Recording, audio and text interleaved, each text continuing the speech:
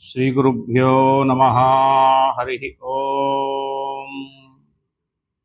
श्रीमते रामानुजाय नमः।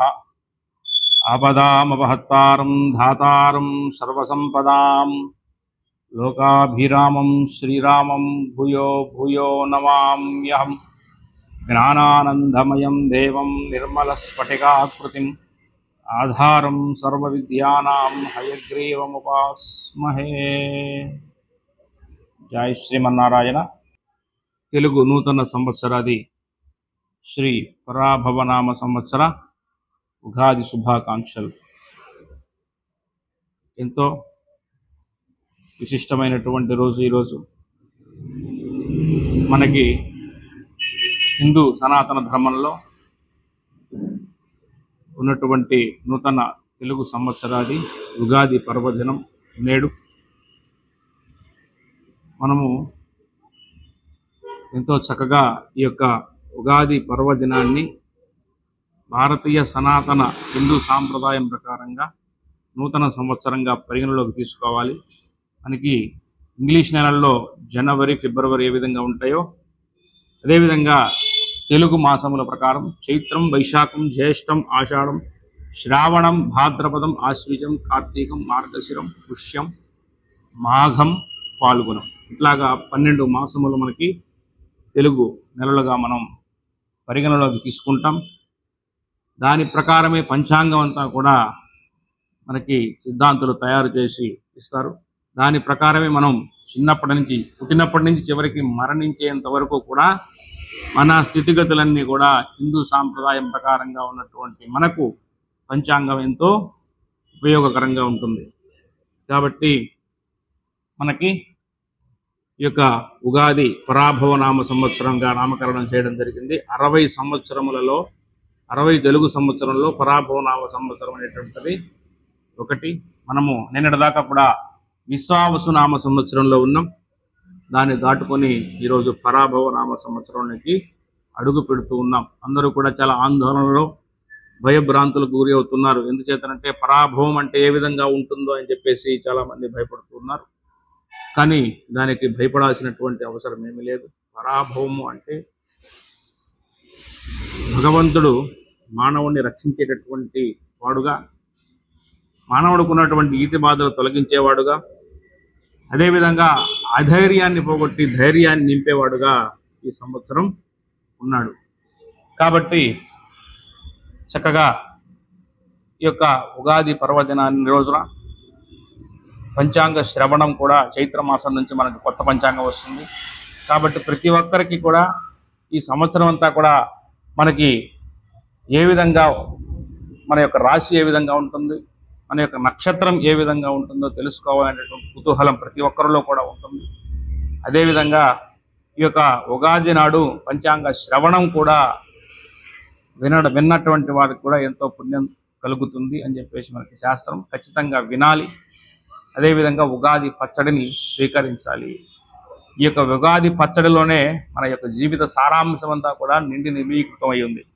ఎందుచేతనంటే మానవుడి యొక్క జీవితం ఏ విధంగా ఉంటుందంటే ఒక ప్రయాణం చేస్తూ ఉన్నాం అంటే ఎన్నో రకాలైనటువంటి రోడ్ల మీద మనం ప్రయాణం చేస్తూ ఉంటాం. కొంత దూరం సాఫీగా వెళ్తాం, కొంత దూరం రాళ్ళు రప్పలు ఉంటాయి, గతుకులు ఉంటాయి, లోయలు ఉంటాయి. ఇట్లాగా మనిషి ఒక దగ్గర నుంచి ఒక దగ్గరికి ప్రయాణం చేయడానికి ఒక రోజు ప్రయాణంలోనే ఎన్నో రకమైనటువంటి ఒడిదుడుకులను ఎదుర్కొంటాడు. అట్లాగే మనిషి యొక్క జీవితం కూడా అలానే ఉంటుంది. ఈ రోజు బాగుంటుంది, రేపు ఇంకొక సమస్య వస్తుంది. అదేవిధంగా మరుసటి రోజు ఆనందంగా ఉంటాడు, తర్వాత రోజు ఇంకొక రకమైనటువంటి కోరిక కలుగుతుంది. అట్లాగా మనిషి జీవితం అంతా కూడా ఈ యొక్క ఉగాది పచ్చడిలో మనం ఆ యొక్క ఉగాది పచ్చడిని మనం స్వీకరిస్తే ఒక్కొక్క రకమైన షడ్రుచోపేతమైనటువంటి 6 రుచులు కలిగి ఉంటాయి. తినగానే పులుపు తగులుతుంది, అదేవిధంగా తర్వాత కారం తగులుతుంది, తర్వాత అప్పుడే కాసినటువంటి మామిడికాయ పిందులు మనం వేస్తాం కాబట్టి ఒగరు తగులుతుంది, కారము తగులుతుంది, అదేవిధంగా వేప పూత వేయడం వలన చేదు తగులుతుంది. ఇట్లాగా ఆ యొక్క ఉగాది పచ్చడి అంతా కూడా మన యొక్క జీవిత సారాంశాన్ని మనకి తెలియజేస్తుంది. కాబట్టి ఆ ఉగాది పచ్చడి మనం స్వీకరిస్తే చక్కగా పులుపు తగులుతుంది, కారము తగులుతుంది, చేదు తగులుతుంది, తీపి తగులుతుంది. కాబట్టి ఆ ఆ యొక్క ఉగాది పచ్చడి ఏ విధంగా ఉంటుందో అదే విధంగా జీవితం అంతా కూడా ఆనందంగా ఉంటుంది, సంతోషంగా ఉంటుంది, సమస్యలతో ఉంటుంది, కోరికలతో ఉంటుంది. ఇట్లాగా మానవుడి యొక్క జీవితం అంతా కూడా ఎత్తు పల్లాలుగా సాగుతుంది అని చెప్పేసి మనకి ఈ యొక్క ఉగాది సారాంశం. కాబట్టి ఈ యొక్క పరాభవనామ సంవత్సరంలో అడుగు పెడుతున్నటువంటి మనందరికీ కూడా భగవత్ సంకల్పంతో మనం పోయిన సంవత్సరంలో ఏ విధమైనటువంటి ఒడిదుడుకులు ఎదుర్కొన్నామో, మనము తలపెట్టినటువంటి కార్యక్రమాలు ఏమైతే ఉన్నాయో అవన్నీ కూడా కార్యాచరణ పొందనటువంటివి అవి కూడా ఇప్పుడు మరలా కార్యాచరణ పొందాలని చెప్పేసి, అనుకున్నటువంటి కార్యాలన్నీ కూడా తప్పకుండా నెరవేరాలని చెప్పేసి మనం అందరం కూడా భగవంతుడి మీద భారం వేసి భగవంతుడి యొక్క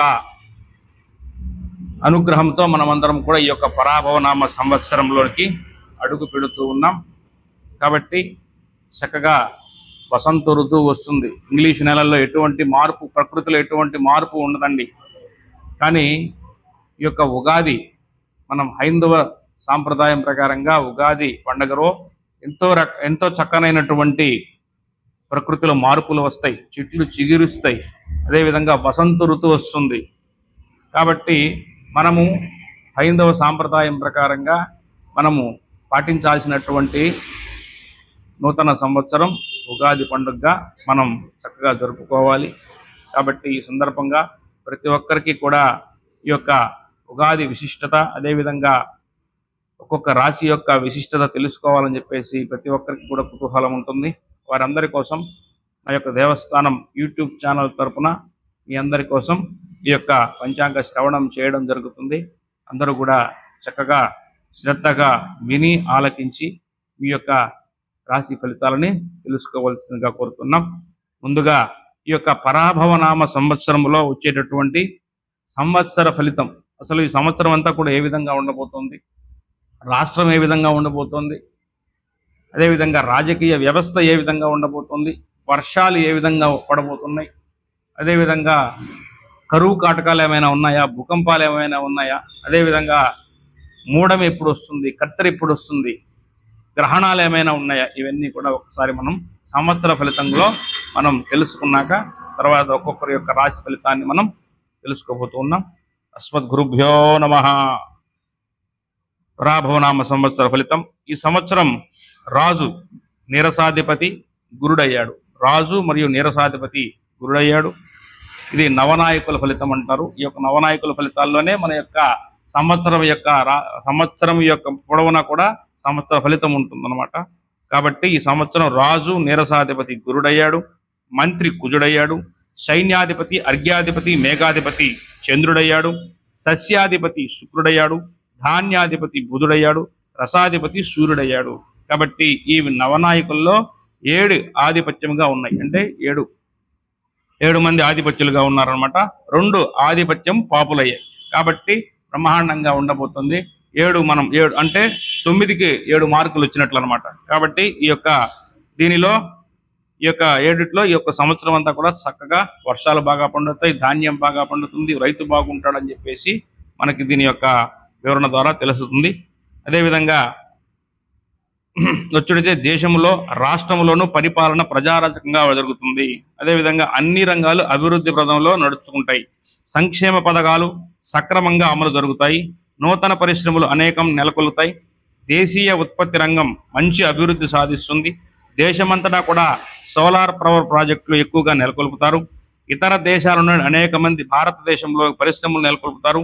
ఐటీ రంగం బాగుంటుంది. రియల్ ఎస్టేటు, భవన నిర్మాణ రంగం మంచి అభివృద్ధి సాధిస్తుంది. ప్రపంచమంతటా కూడా ఆర్థిక మాధ్యం ఉన్నప్పటికీ మన దేశంలో అంతగా కనిపించదు. అంటే ప్రపంచమంతా కూడా ఆర్థికంగా ఇబ్బందులు ఉన్నా కూడా మన దేశంలో మాత్రం అంత ఇబ్బందులు ఏమి ఉండవు. అన్ని రంగములు కూడా అభివృద్ధి సాధిస్తాయి. అదేవిధంగా నూతనంగా అనేక రహదారులు నిర్మిస్తారు. రైల్వేలు మరింత అభివృద్ధి సాధిస్తుంది. రాష్ట్ర రాజధాని నిర్మాణం ముందుకు సాగుతుంది. ఈ సంవత్సరం 4 పుంచాల వర్షం దేశంలోనూ రాష్ట్రంలోనూ మంచి వర్షాలు కురుస్తాయి. అదేవిధంగా నైరుతి ఈశాన్య ఋతుపవనాలు సంవత్సర కాలంలో ఈ యొక్క సకాలంలో ప్రవేశించి అనుకూల వర్షములు కురుస్తాయి. రాజకీయ సంబంధ ఆర్థిక మార్పులు దేశంలోనూ రాష్ట్రంలోనూ జరుగుతాయి.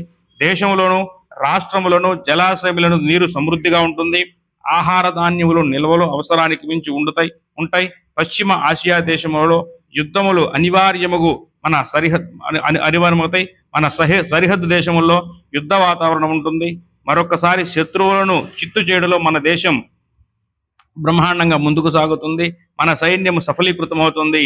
ప్రపంచమంతటా కూడా మన దేశ ఖ్యాతి పెరుగుతుంది. అంతరిక్ష పరిశోధనలు విజయవంతమవుతాయి. కొండ చర్యలు విరిగిపడి రహదారులు మూతపడతాయి.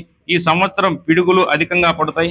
గాలితో కూడిన వర్షాలు, ఎరుపు నేలలు, నల్లరేగడి నేలలు బాగా పండుతాయి. వరి, గోధుమ, మిర్చి వాణిజ్య పంటలు, సుగంధ ద్రవ్యాలు, మొక్కజొన్న, వేరుశెనగ, నువ్వులు, ప్రతి పంటలు బాగా ఫలిస్తాయి. మంచి ధరలు కలిగి ఉండుటచే రైతాంగ సంతోషంతో ఉంటారు. నూనె రకములకు మంచి ధరలు వస్తాయి.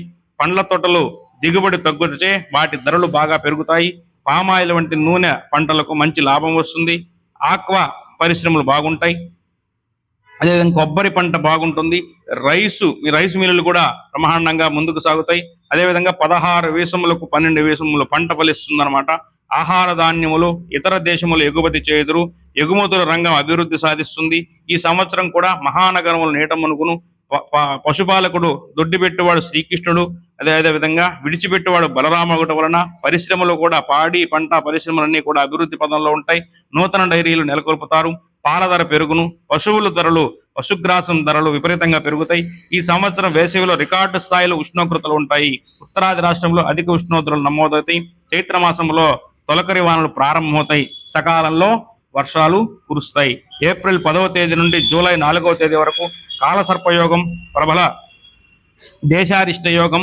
ఈ సమయాన అగ్ని, వాయు, విమాన వాహన ప్రమాదాలు అధికంగా జరుగుతాయి. కొన్ని దేశములందు భూకంప ప్రమాదాలు, పశ్చిమ దేశములందు ప్రకృతి వైపరీత్యాలు అధికంగా జరుగుతాయి. మన దేశములకు పర్వాలేదు, కానీ అదేవిధంగా రాజకీయంగా కూడా ఇబ్బందులు ఏమి కొంచెం తప్పవు. అదేవిధంగా ఈ యొక్క సంవత్సరం అంతా కూడా మూఢములు, ఎన్ని మూఢములు వస్తున్నాయి అనుకున్నటువంటి మూఢములలో గురుమూఢమి, శుక్రమూఢమి, కర్తరి నిర్ణయము. ముందుగా కర్తరి 4/5/2026 వైశాఖ బహుళ తదియ సోమవారం నుండి చిన్న కర్తరి. అదేవిధంగా 11/5/2026 వైశాఖ బహుళ నవమి సోమవారం నుండి 29/5/2026 అధిక జ్యేష్ఠ శుక్ల త్రయోదశి శుక్రవారం వరకు పెద్ద కర్తరి. ఈ సమయాన కర్ర మట్టి పనులు చేయకూడదు. అదేవిధంగా గురుమూఢమి 15/7/2026 ఆషాఢ శుక్ల పాడ్యమి బుధవారం నుండి 15/8/2026 శ్రావణ శుక్ల తదియ శనివారం వరకు గురుమూఢమి ఉంటుంది.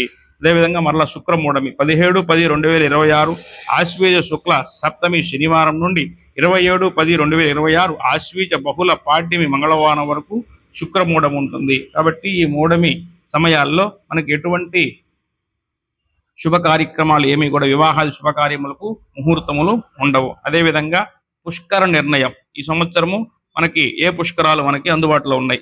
26/5/2026 పరాభవనామ సంవత్సరం, అధిక జ్యేష్ఠ శుక్ల దశమి తత్కాల ఏకాదశి మంగళవారం ఉదయం 11:40 గురుడు కర్కాటక రాశిలో ప్రవేశించును. కావున 26/5/2026 నుండి 6/6/2026 వరకు 12 రోజులు యమునా నదికి పుష్కరాలు జరుగుతాయి. అదేవిధంగా గ్రహణములు, పరాభవనామ సంవత్సరములో వచ్చినటువంటి గ్రహణములు, ఒకటి సంపూర్ణ సూర్యగ్రహణం, అదేవిధంగా ఖండగ్రహ చంద్రగ్రహణం, కంకణాకార సూర్యగ్రహణము. మొత్తం 3 గ్రహణములు ఉన్నాయి. కానీ ఈ 3 గ్రహణములు కూడా భారతదేశంలో ఎక్కడా కనిపించవు.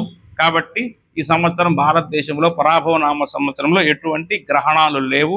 కాబట్టి ఈ యొక్క ఉన్నటువంటి గ్రహణాలు కూడా భారతదేశంలో ఉన్నటువంటి ప్రజలు ఎవరు కూడా పాటించాల్సినటువంటి అవసరము లేదు.